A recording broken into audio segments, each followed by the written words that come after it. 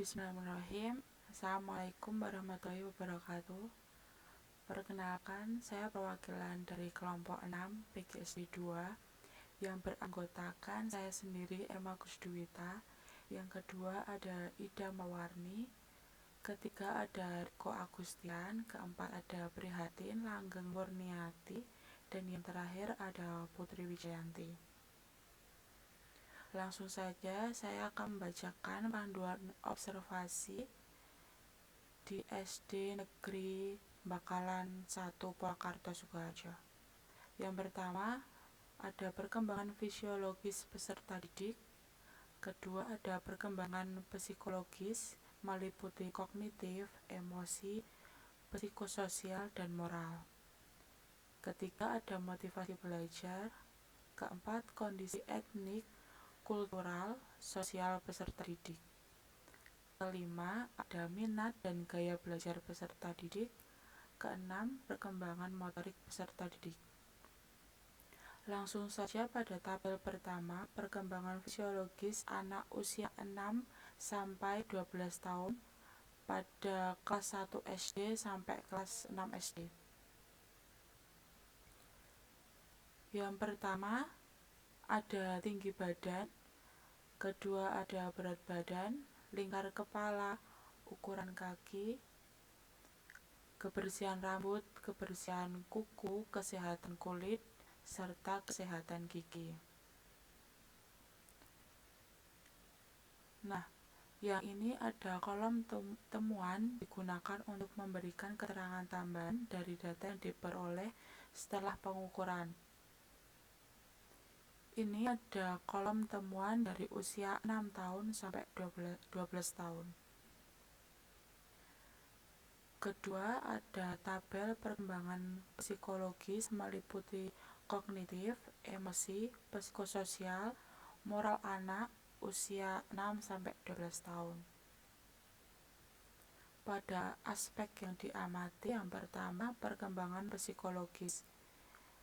Pada indikator kognitif, pertanyaan atau pernyataan pengamatan sebagai berikut. Yang pertama, kurang fokus dalam belajar. Kedua, kurangnya rasa ingin tahu. Ketiga, apa pengaruh yang paling menghambat belajar siswa? Keempat, apa pengaruh yang paling mendukung belajar siswa? Kelima, menangkap pelajaran yang diberikan.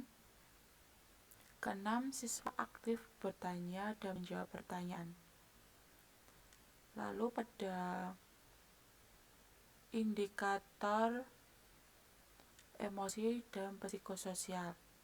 Yang pertama ada reaksi emosi siswa sangat kuat. Kedua, meniru perilaku guru atau orang dewasa di sekolah. Ketiga, meniru perilaku sesama teman di sekolah. Keempat, pengaruh emosi terhadap kehidupan sosial dan kedisiplinan siswa.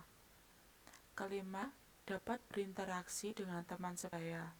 Dan yang terakhir, dapat bekerja sama dengan teman dalam kelompok belajar. Selanjutnya ada moral. Yang pertama, apakah budaya disiplin sudah diterapkan secara maksimal?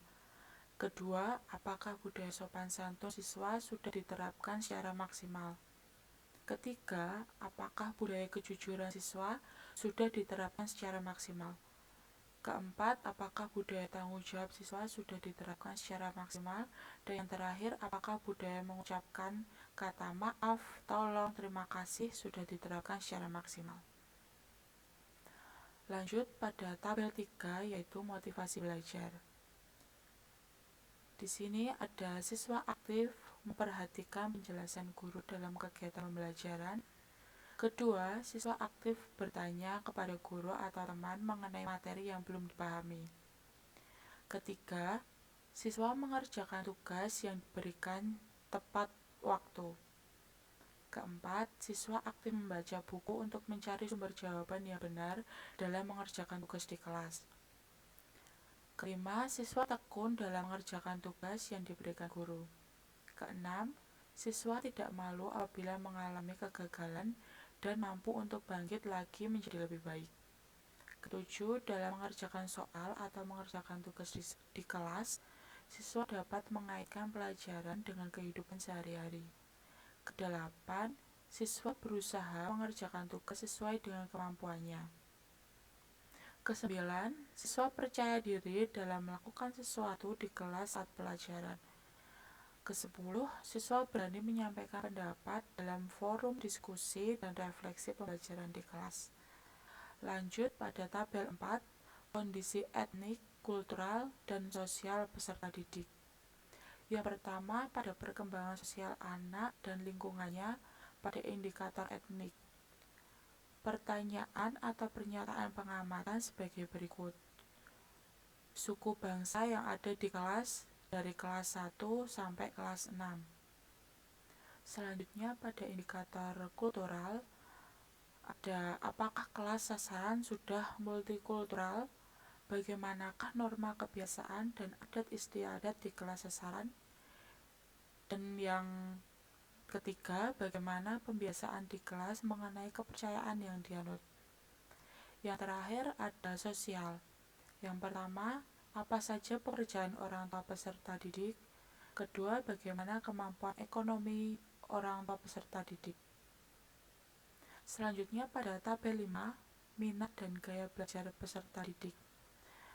Yang pertama, mengikuti pembelajaran di sekolah. Kedua, belajar di rumah.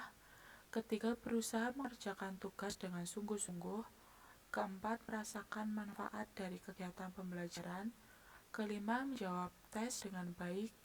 Keenam, belajar sungguh-sungguh. Ketujuh, menyelesaikan tugas tepat waktu tanpa bantuan orang lain. 8. Belajar sambil melihat gambar. Dan yang terakhir, belajar sambil bernyanyi. Lanjut pada tabel ke-6, yaitu ada perkembangan motorik peserta didik. Yang pertama, indikator berjalan maju pada garis lurus, berjalan sambil berjinjit. Pernyataannya sebagai berikut. Anak mampu berjalan. Anak mampu berjalan maju pada garis lurus. Anak sering terjatuh saat berjalan sambil berjinjit. Selanjutnya pada indikator berjalan mundur, berjalan ke samping pada garis lurus. Pertama, anak mampu berjalan mundur pada garis lurus. Kedua, anak sering terjatuh saat berjalan mundur. Ketiga, anak mampu berjalan ke samping kanan dan kiri pada garis lurus. Indikator ketiga, berlari sambil melompat dengan seimbang tanpa jatuh. Yang pertama, anak mampu berlari. Kedua, anak mampu melompat. Ketiga, anak mampu berlari sambil melompat dengan seimbang. Indikator keempat, berdiri di atas satu kaki dengan seimbang. Yang pertama, anak mampu berdiri di atas satu kaki dengan seimbang. Kedua, anak mampu berdiri dengan tumit. Selanjutnya, pada indikator melompat tanpa jatuh. Yang pertama, anak jatuh saat melompat. Kedua, anak mampu melompat dengan seimbang tanpa jatuh. Indikator selanjutnya ada mengikat tali sepatu dengan benar. Yang pertama, mengikat tali sepatu tetapi kurang rapi. Kedua, anak mampu mengikat tali sepatu dengan benar. Yang terakhir, indikator menulis. Yang pertama ada anak belum mampu menulis. Kedua, anak mampu menulis tetapi kurang rapi. Ketiga, anak mampu menulis dengan rapi. Baik, itulah presentasi dari kelompok 6. Kurang lebihnya saya mohon maaf. Wassalamualaikum warahmatullahi wabarakatuh.